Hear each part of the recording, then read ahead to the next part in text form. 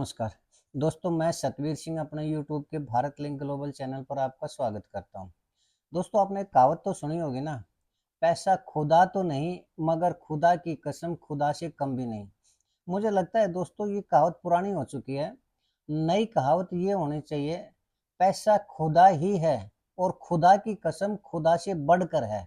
जी हाँ दोस्तों, आज के वक्त में पैसे की इतनी ज़्यादा अहमियत रह गई हो चुकी है कि उसमें संस्कृति, संस्कार, रिश्ते, नाते, शर्म, ये समाज, सोसाइटी, लोग क्या कहेंगे, लोगों की शर्म, ये सब कुछ पीछे छूट चुका है। और अगर अब लोगों की नज़रों में है तो सिर्फ एक ही चीज़ है कि वो है पैसा। पैसा आना चाहिए, चाहे किसी भी तरीके से आए, चाहे उसके लिए किसी को लूटना पड़े, ठग्गाबगी करनी पड़े या रिश्तेदारी में कत्ल करना पड़े। और रिश्तेदारी क्या दोस्तों, खून के रिश्ते भी इस पैसे के सामने नहीं टिक पा रहे, नहीं टिकते। और बहन भाई का कत्ल कर देती है, भाई बहन का कत्ल कर देता है, माँ बाप अपने बच्चों का कत्ल कर देते हैं, तो बच्चे हैं वो अपने माँ बाप का कत्ल कर देते हैं। मतलब कोई भी ऐसा रिश्ता नहीं है जिसके अंदर ये हो कि यहाँ पैसे की बजाय रिश्तों को अहमियत दी गई। ऐसी दोस्तों मैं एक आपको कहानी सुनाता हूँ, मतलब दिल को झकझोर देने वाली कहानी है, रोंगटे खड़े करने वाली कहानी है। ये कहानी है महाराष्ट्र की, सच्ची कहानी है दोस्तों, मैं कोई वैसे बना के कहानी नहीं कह रहा। ये कहानी है दोस्तों महाराष्ट्र की। महाराष्ट्र में एक जगह है जिसका नाम है सांगली। 10 फरवरी की बात है ये। 10 फरवरी, इसी साल की 10 फरवरी, 10 फरवरी में एक मेन रोड है, नेशनल हाईवे है, शायद सांगली से और मुंबई की तरफ जाता हुआ। उसके ऊपर रात के लगभग 2-3 बज रहे थे। 2-3 बजे के आसपास का टाइम था, तो उसमें एक आदमी खड़ा था रोड के बीच में। और जैसे ही रोड के बीच में खड़ा कोई ट्रक, बस या और कोई बड़ा व्हीकल आए तो वो हट जाता, साइड में हो जाता। जैसे ही वो साइड में होता, उसके पीछे गाड़ी में उसका लड़का बैठा हुआ था। जैसे ही वो साइड में हो, उसका लड़का निकल के आता है और फिर उसको डांटता है, क्यों, क्या हुआ, मरा क्यों नहीं, इस गाड़ी के नीचे क्यों नहीं आया। तो वो बेचारा डरता हुआ कांपता वो आदमी, उस लड़के का जो पिताजी था, वो कहता है कि अब की बार कोशिश करूंगा, अब की बार मर जाऊंगा बेटा, कोई बात नहीं। फिर कोई व्हीकल आता है, तो वो फिर डर के पीछे हट जाता है। फिर उसका लड़का आता है और फिर उसको डांटता है कि अब की बार क्यों नहीं मरा है। तो फिर कहता है कि डर लगता है बेटा। तो वो अपनी मम्मी को, ऐसे 3-4 बार होता है, तो वो अपनी मम्मी को फ़ोन करता है। तो वो कह रहा है मम्मी को फ़ोन करके कि मम्मी पापा तो मर ही नहीं रहे। तो वो अब उसकी मम्मी कहती है इसको घर लेके आ, मैं देखती हूँ। तो वो उसको गाड़ी में बैठा के घर लेके आया। हालांकि ये भी नहीं था, कोई बुजुर्ग आदमी, लगभग 45-46 साल की उम्र थी उसकी आदमी की, और उसका बेटा था वो यंग था, होगी कोई 24-25 साल के आसपास की उम्र। तो वो घर लेके आया। तो घर लेके जैसे वो घर लेके आया, उसकी मम्मी एकदम चिल्ला के पड़ी कि जब तेरे को ये कहा था तुझे मरना है तो क्यों नहीं मरा तो वो बेचारा डरता हुआ कहता है कि मैंने कोशिश तो की थी मरने की, लेकिन डर लग रहा है। तो फिर उसको डांटते, तेरे को 3 महीने से हम समझा रहे हैं, डर लगता है तेरे को, ये नहीं पता कि तू मरेगा तो हम सुख से रह पाएंगे, तू मरेगा तो हमें पैसा मिलेगा और हम अपनी जिंदगी आराम से काट पाएंगे, तो जी के करेगा क्या। तो उसको बहुत डांटते हैं, उस माँ बेटा दोनों उसको बहुत ज्यादा धुतकारते हैं, डांटते हैं उसको। आखिर में वो कहता है ठीक है मैं कल मर जाऊंगा। तो अगले दिन फिर वो उसको गाड़ी में बैठा के लेके जाता है और नेशनल हाईवे के ऊपर उसको उतार देता है। लेकिन एक काम और करते हैं वो, एक उनका पारिवारिक मित्र था, वो उसको भी ले लेते हैं साथ में। उस उनके पिताजी का दोस्त था शायद, या फिर लड़के का दोस्त, तो उसको और साथ ले लेते हैं। तो नेशनल हाईवे पर उसको फिर छोड़ देते हैं। फिर कोई गाड़ी आती है, वो रोड के बीच में खड़ा होता है, कोई गाड़ी आती है, उसको फिर डर लगता है और वो फिर पीछे हट जाता है, क्योंकि उसकी मरने की हिम्मत ही नहीं हो पा रही थी। और जैसे ही वो साइड में हटता, उसका लड़का फिर आता और फिर उसको धमकाता, अब तेरे को कल कितनी बार समझाया था, तू मर क्यों नहीं रहा। फिर वो बेचारा कहता है कि नहीं अब की बार कोशिश करूंगा बेटा, धमका मत मेरे को। तो फिर कोई गाड़ी आती है तो वो कोशिश करता है, लेकिन फिर उसकी टांगे कांपने लग जाती है, वो जैसे गाड़ी नजदीक आती है वो पीछे हट जाता है। आखिर में जब फिर पिछले दिन की तरह फिर ऐसे ही घटना होती है, तो वो आखिर में अपनी मम्मी को फिर फोन करता है कि मम्मी पापा तो कल वाले एक्टिंग फिर कर रहे हैं, अब भी नहीं मर रहे। तो उसकी मम्मी कहती तू एक काम कर, तू मार दे इसको, और इस तरह ऐसे मार दे कि ये रोड एक्सीडेंट लगे।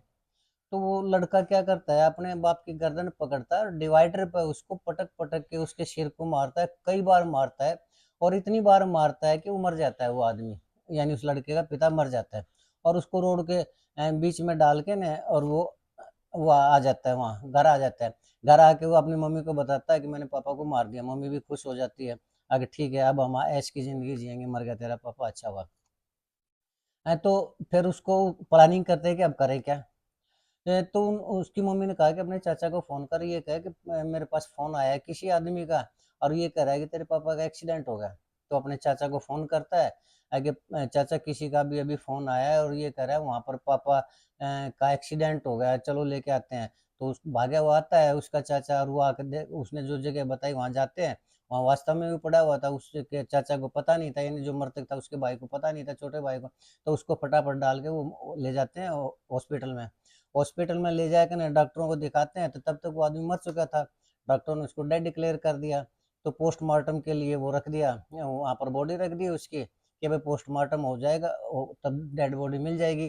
तो ये सुन के कि पापा मर चुके हैं, वो लड़का रोने लगा, बेतहाशा रोने लगा। वो घर वहीं फ़ोन करता है, मम्मी पापा मर गए, मम्मी ये हो गया, वो मम्मी वो, उसकी मम्मी भी रोने लगी और घर आके वो कोहराम मचाने लगे।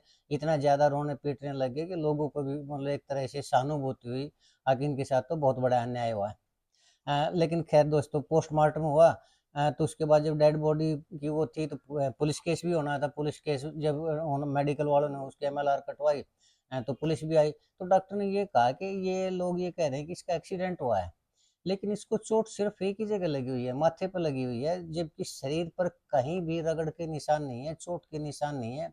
अगर मान लीजिए ये टकराता, इसका माथा लगता तो जो व्हीकल आता उसके धक्के में ये दूर जाके गिरता तो कम से कम मिट्टी लगी होती कपड़ों के ऊपर, मिट्टी से सने हुए होते।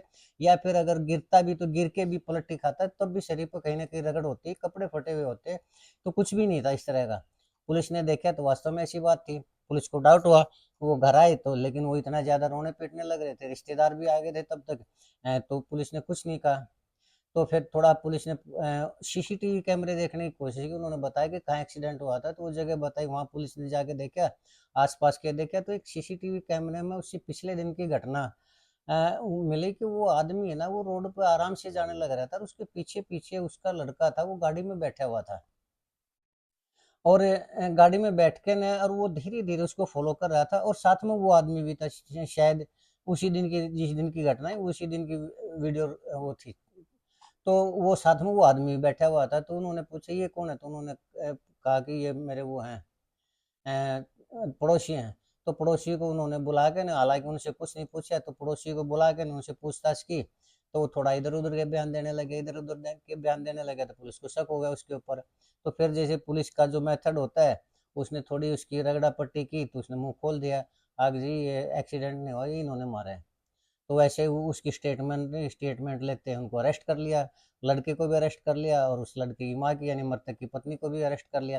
पहले तो वो नानुकर करते रहे, लेकिन जब उसका आमना सामना करवाया पड़ोसी से तो टूट गए। तो उन्होंने फिर बताया, आग जी हमारे ऊपर कर्जा था लगभग 50 लाख का, और इस आदमी का इंश्योरेंस था, यानी वो जो मृतक था उसका नाम था बाबूराम पाटिल, और उसके लड़के का नाम था तेजस राव पाटिल। हाँ, तो उसने बताया कि बाबूराम पाटिल हम खेती बाड़ी का काम करते हैं, इसका इंश्योरेंस था लगभग 1.25 करोड़ रुपए का। और एक पॉलिसी तो 1 करोड़ रुपए की थी और बाकी कुछ और थे, और कर्जा हो रहा था 50 लाख का। तो लोग जो कर्जा ले जिन्होंने कर्जा दे रखा था वो रोजाना घर पे आया करते, तो हम इससे परेशान हो रहे थे। तो हमने सोचा कि अगर ये मर जाता है तो कर्जा तो दिया ही दिया जाएगा, ऊपर से 1 करोड़ रुपए और बच जाएंगे। तो उन्होंने बाबूराम जो पाटिल था उसको वो करने लगा कि तुम एक काम करो, 1 करोड़ रुपए हमारे भी बच जाएंगे और तुम मर जाओ। और अगर तुम मर जाते हो तो हमारी अपनी माँ बेटे की जो जिंदगी वो आराम से कट जाएगी और ना कोई दिक्कत होगी, कर्जा भी उतर जाएगा, शांति से रह भी जाएंगे हम, और 1 करोड़ रुपए से हम अपना बढ़िया काम कर भी लेंगे। तो पहले तो वो नानुकर करता रहा, लेकिन फिर रोजाना इस बात पे झगड़ा होता रहा, रोजाना उसको कहते रहे आके तेरे को मरना पड़ेगा, देख वैसे नहीं मरेगा तो तेरे को हम मारेंगे। तो वो आदमी डर जाता है और आखिर में कहता है ठीक है मैं मर जाता हूँ, और उसने मरने का निश्चय भी कर लिया।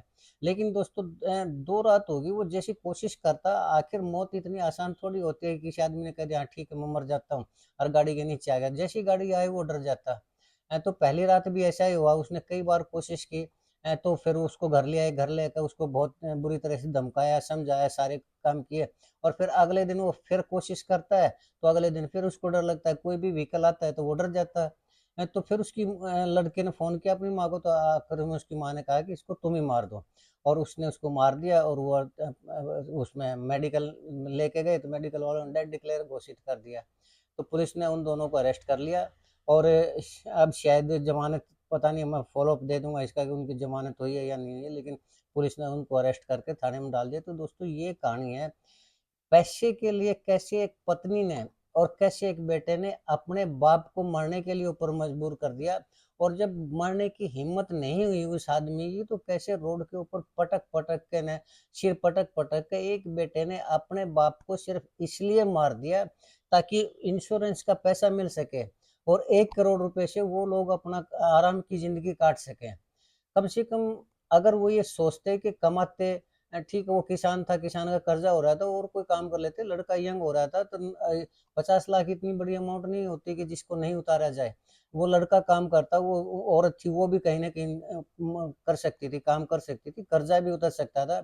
लेकिन ईज़ी मनी और आराम की ज़िंदगी काटने के लिए, ताकि काम ना करना पड़े, उन्होंने अपने घर के मुखिया को, यानी उस औरत ने अपने पति को ही मरने के लिए मजबूर किया। उस यंग बेटे ने अपने बाप को न सिर्फ़ मरने पे मजबूर किया बल्कि उसको मार भी दिया।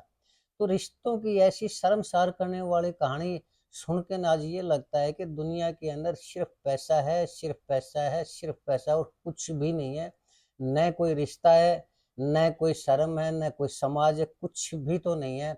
पैसे के लिए आदमी ये नहीं देखते, खासकर दोस्तों ये जो ज़्यादा वो है, एक तो बेरोज़गारी के कारण हुआ और एक जब से ज़मीनों के रेट बढ़े हैं ना, लगभग 2005 से रेट बढ़ने लगे थे, उस टाइम से तो पैसे की इतनी ज़्यादा अहमियत हो चुकी है कि जो ज़मीन है, एक जितने बहन-भाई होते हैं, तो बहनों में भी वो ज़मीन बँटती है और वो बहनें हैं, उस ज़मीन को बेच देती हैं, वो अपने भाइयों को नहीं देखती, रिश्तों को नहीं देखती और ज़मीन को बेच के ना 2 मिनट में जाती हैं वो।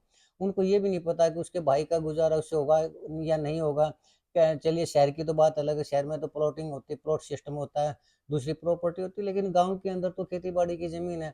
अगर किसी के पास 2-3 के एकड़ ज़मीन है, तो उसमें अपना गुज़ारा करता है, तो वो जो बहनें हैं, वो उसको अपने हिस्से की ज़मीन को इतनी स्पीड से बेचती हैं कि वो ये भी नहीं देखती कि उसके भाई का गुज़ारा हो पाएगा या नहीं हो पाएगा। और अगर कोई भाई मना करता है बेचने से और कुछ करता है, तो भाइयों में और बहन में कत्ल हो जाते हैं। तो आजकल पैसा ही है, सब कुछ है, पैसे के सिवा कुछ दिखाई नहीं दे रहा लोगों को, ये समझ नहीं आ रहा है कि समाज जाएगा तो कहाँ जाएगा। अगर हम इसी स्टोरी की बात करें तो 1 करोड़ रुपए इतने थोड़ी है कि आराम से ज़िंदगी जी जी सके कोई। 1 करोड़ रुपए कितने दिन में खर्च हो जाएँगे? 2 साल चल जाएँगे, 4 साल चल जाएँगे, 10 साल चल जाएँगे, फिर उसके बाद क्या? लेकिन कम से कम वो कानून की नज़रों में अपराधी बने। अब दोनों माँ-बेटा सारी उम्र जेल में रहेंगे, तो अब जेल में रहेंगे तो उस 1 करोड़ रुपया क्या करेंगे? अगर मेहनत करते वो लोग तो 50 लाख का कर्ज भी उतर जाता उनका और हँसी-खुशी पूरा जीवन काट सकते थे वो। लेकिन नहीं, ईज़ी मनी। चलिए दोस्तों, आज की यही कहानी थी। मुझे उम्मीद है कि आपको मेरी ये क्राइम स्टोरी पसंद आई होगी। अगर आपको लगता है कि मेरी स्टोरी ये ठीक है, तो मैं आपसे गुज़ारिश करूँगा कि आप मेरे इस वीडियो को लाइक करें, शेयर करें और कमेंट करें दोस्तों। और आपने मेरा ये वीडियो देखा, इसके लिए मैं आपका बहुत-बहुत धन्यवाद अदा करता हूँ। चलते-चलते एक निवेदन करना चाहूँगा कि आप मेरे इस चैनल को सब्सक्राइब ज़रूर करें दोस्तों, ताकि मैं इसी तरह की वीडियो आप तक लाता रहूँ। एक बार फिर से